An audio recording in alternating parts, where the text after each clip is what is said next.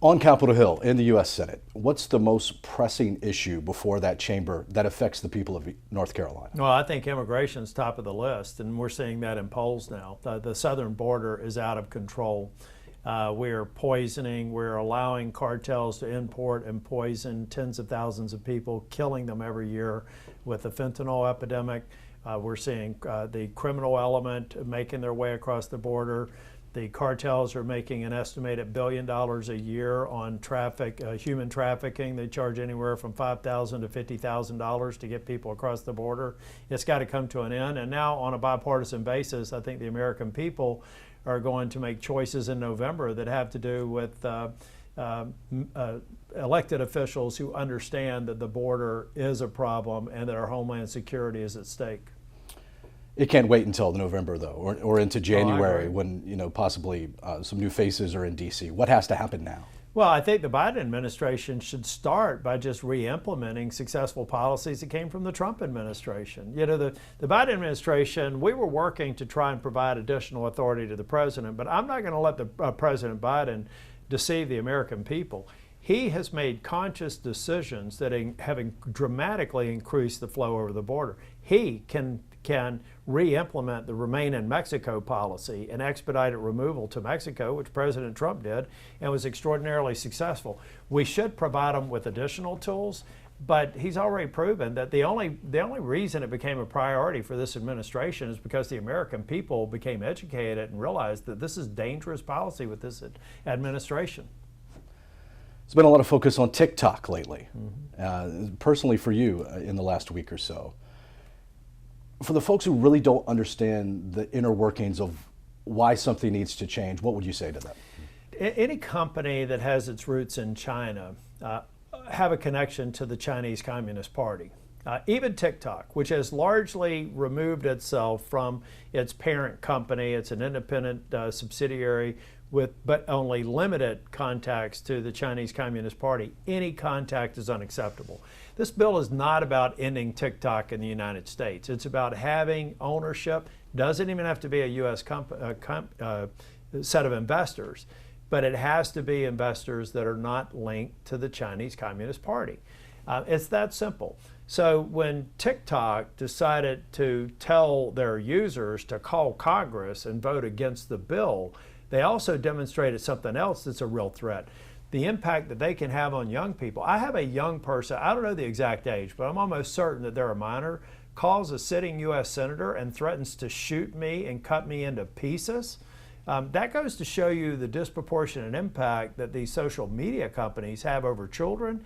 And that's another problem that's not unique to TikTok that we need to look at beyond the ownership that TikTok, beyond the connection right now that TikTok as a legacy Chinese company has.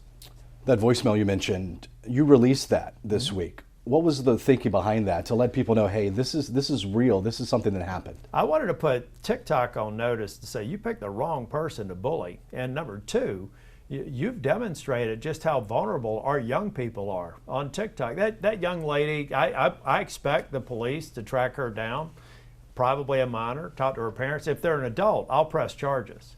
If they're a minor, I just want to make sure the parents understand what that young person did and the dangerous interaction that our youth have with social media platforms. But make no mistake, if you're an adult and you communicate that threat, I will have you convicted and I will do everything I can to hold you accountable.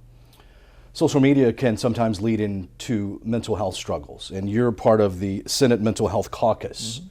Why is mental health important to you and to the people of North Carolina? You know, I've started back in 1996 when my grandmother was diagnosed with early onset Alzheimer's. Learned a lot about caregiving, learned a lot about the challenges of behavioral health, the challenges of just being able to help a loved one or a friend that's in a mental health crisis. So I've spent decades literally focused on this. More recently with the Safer Communities Act, a bill that I helped get through, the single largest investment in mental health in the history of this country, to really find ways to provide more access to care in more locations. The rural areas of the state are struggling mightily, and we have to make sure that we have professionals, that we have brick and mortar presences, that we have telehealth, everything that we can to get to someone when they're in crisis and hopefully de-escalate. And I believe that if we do that, we'll have fewer emergency rooms with people who are admitted with a behavioral health problem and no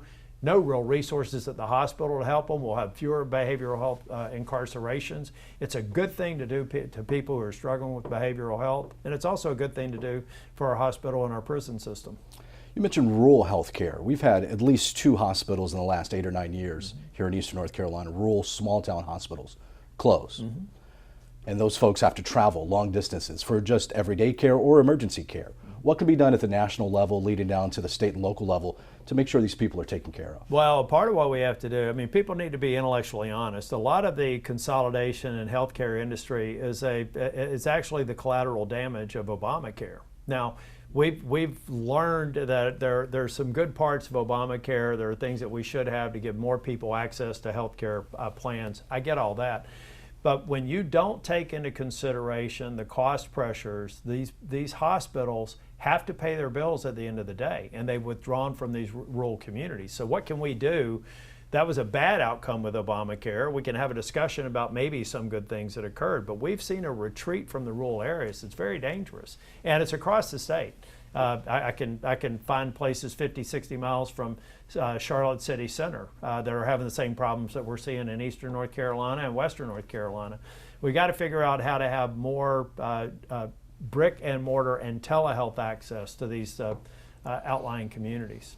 And that kind of leads into something else that seems to be an issue in rural parts of our state, and that's internet access. And you would think 25, 30 years into the internet age, this would not be something we're still talking about, yet it is, especially for rural communities, rural farmers.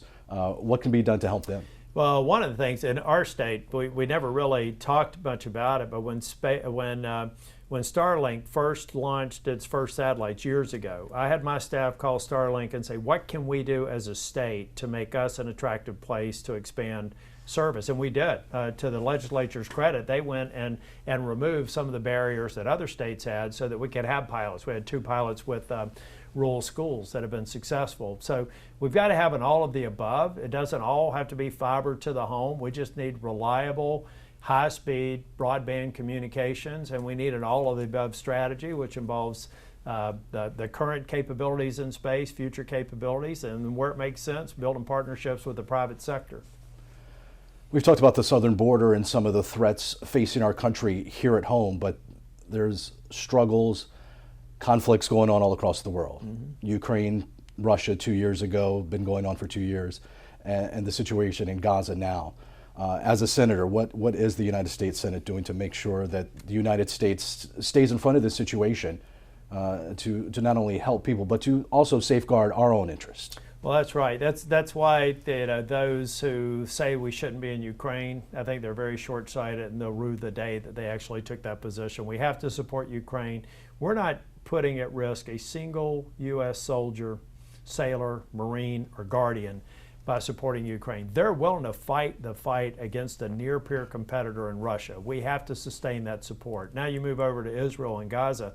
The Palestinian people, my heart goes out to the innocent Palestinians who are having to live in the horrible conditions there. But we also have to keep on our minds that it was Hamas last October who killed people, raped, tortured, and kidnapped, and then they retreated back to Gaza, which is a fortress where Hamas had spent millions of dollars diverting money from the Palestinian people to build a tunnel system. We got a briefing, over 400 miles of tunnel system under the ground. That could have been money that could have been used for education, for healthcare, for housing. And then their whole strategy is based on the ultimate defense being human shields. So we have to understand Hamas has to be eradicated. And I agree with the Israelis. They have to be eradicated, not just contained in Rafah, eradicated. And then let's figure out what we can do to help the Palestinians rebuild. But it has to be a Gaza that is absolutely absent any trace of Hamas. Back to Ukraine for a second. There are some in your own party, primarily in the lower chamber, who are very much against another American dollar going to help Ukraine. What would you say to them? Well, I think the more educated they get, the fewer there are who are opposing it. I've heard statements as late as this week from Speaker Johnson that he expects to put forth a support package for Ukraine. China is watching.